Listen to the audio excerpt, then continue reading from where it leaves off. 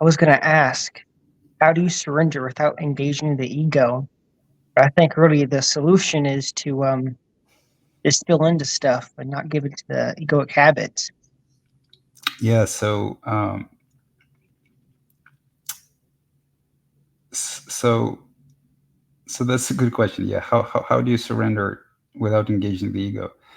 Um, you can say that the ego is not engaged in surrender, that it's not involved in surrender, that surrender happens to the ego. The ego dissolves, dies into the infinite love of awareness uh, without any volition of its own. You can say that, yes. But on the other hand, you can say that everything that the ego does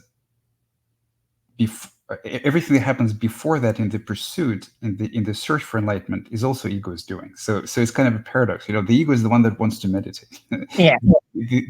So it is it's a very kind of paradoxical thing, uh, and I think that the kind of I have a lot of quotes in my writings that sort of reflects that. Like, for example, on one time I said that enlightenment is the last project of the ego, or that the ego always seeks enlightenment under a false premise, under a false sort of, okay, so I'm just doing this like to be happy, or I'm just doing this to be better. I'm just doing this like for that reason. There's always like some ulterior motive, for the ego, Yeah.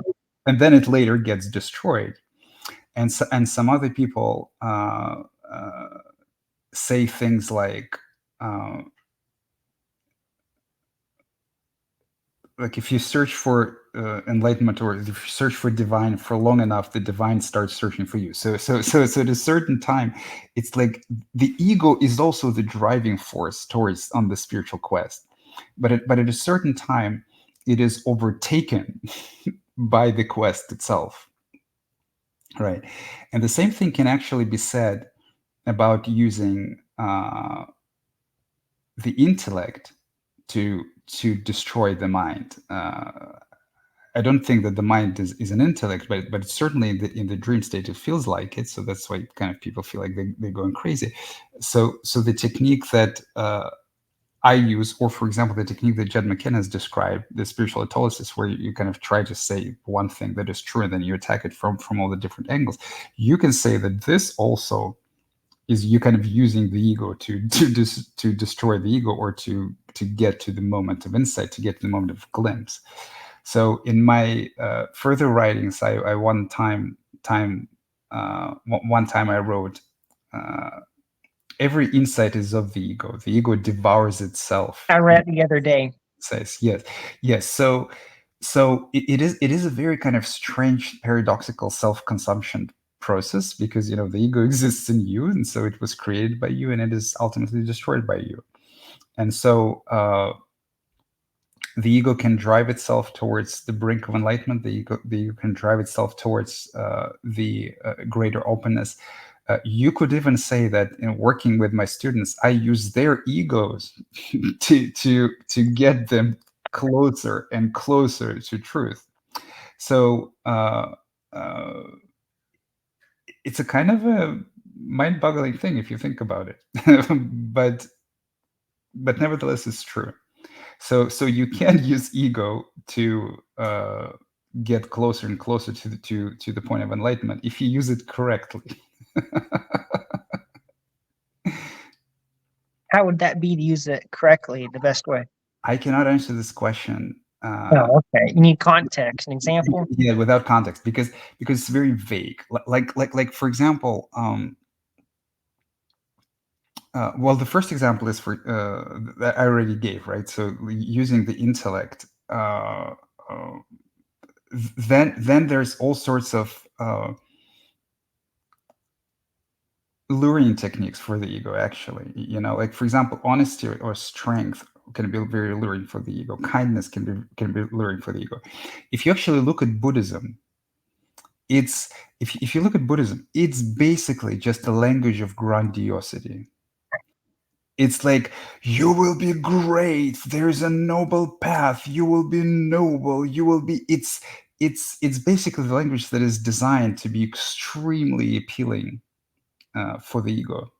It promises greatness. It promises prestige. It promises respect. It promises some sort of a heroism, nobility, like things like that. And then, of course, during the spiritual transformation, during the meditation and working with the teacher, it all gets destroyed.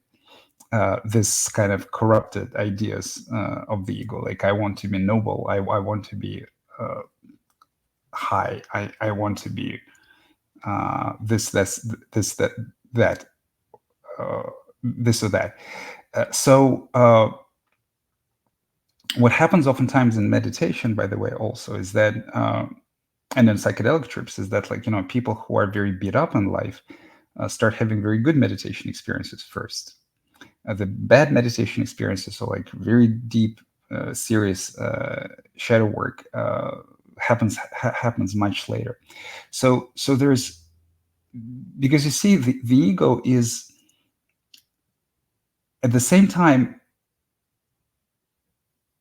it's in a hateful relationship with itself, and it Oh wants yeah. it Oh wants yeah. to go away, and that's why, that's the cause of suicidal ideation and things like that.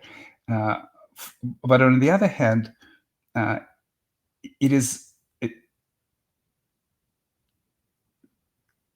it is attracted to truth. It is basically attracted to its own demise. I was thinking that the other day, like, why is it so focused on this when it's going to end up killing itself?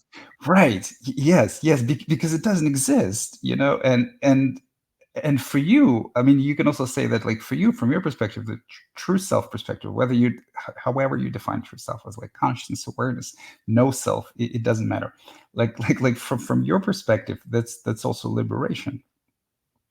And so and so like there are many ways in which the ego can be used to see more of itself, not only through logical inquiry, but through evoking different responses to them, through appealing to its drives and desires, but putting it in the kind of more spiritually productive avenue, like kind of channeling the egoic drives and desires to be productive for the person, productive for the world, instead of being destructive. So